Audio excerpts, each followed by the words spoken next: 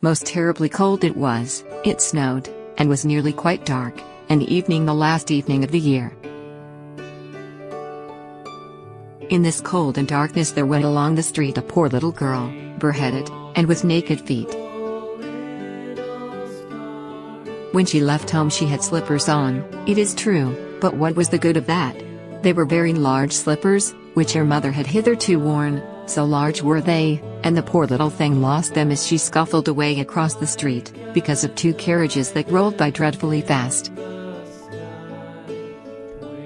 One slipper was nowhere to be found, the other had been laid hold of by an urchin, and off he ran with it. He thought it would do capitally for a cradle when he some day or other should have children himself. So the little maiden walked on with her tiny naked feet, that were quite red and blue from cold. She carried a quantity of matches in an old apron, and she held a bundle of them in her hand.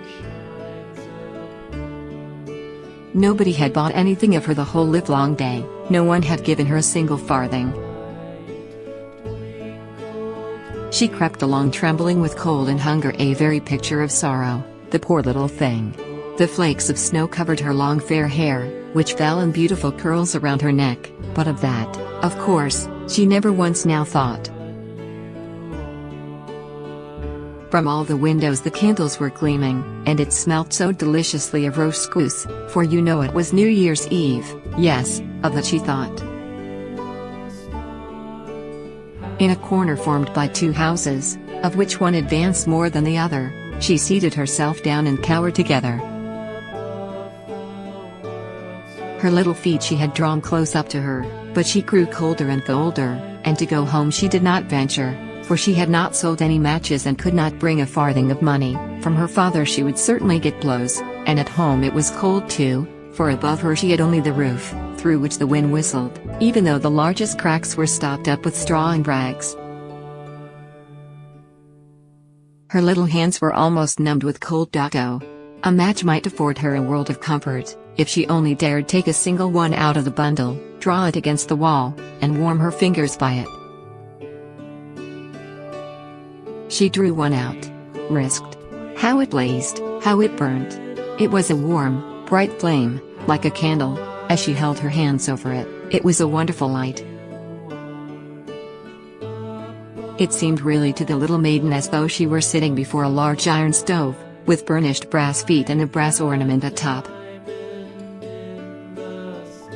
The fire burned with such blessed influence, it warmed so delightfully. The little girl had already stretched out her feet to warm them too, but the small flame went out, the stove vanished, she had only the remains of the burned out match in her hand. She rubbed another against the wall, it burned brightly, and where the light fell on the wall, there the wall became transparent like a veil, so that she could see into the room. On the table was spread a snow-white tablecloth, upon it was a splendid porcelain service, and the roast goose was steaming famously with its stuffing of apple and dried plums.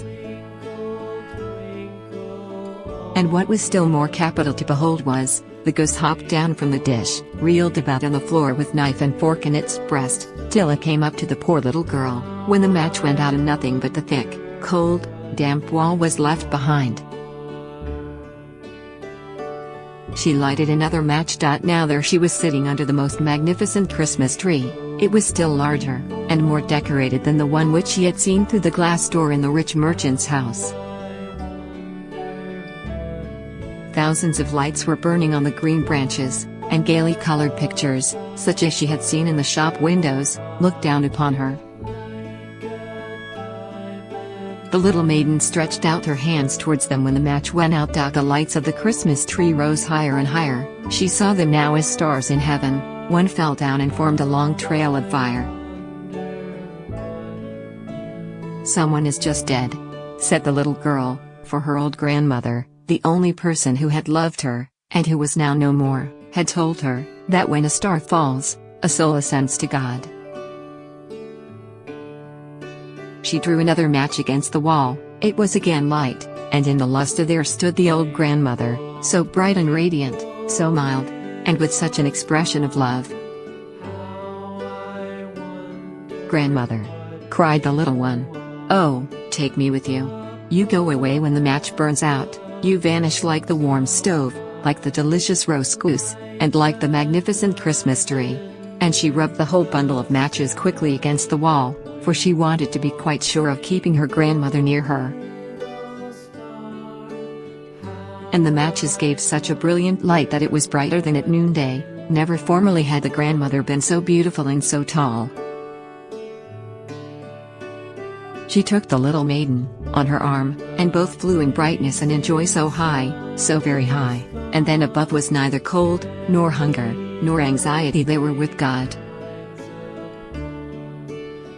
But in the corner, at the cold hour of dawn, sat the poor girl, with rosy cheeks and with a smiling mouth, leaning against the wall, frozen to death on the last evening of the old year. Stiff and stark sat the child there with her matches, of which one bundle had been burned. She wanted to warm herself, people said. No one had the slightest suspicion of what beautiful things she had seen. No one even dreamed of the splendor in which, with her grandmother, she had entered on the joys of a new year. Create a library and add your favorite stories. Get started by clicking the Add button.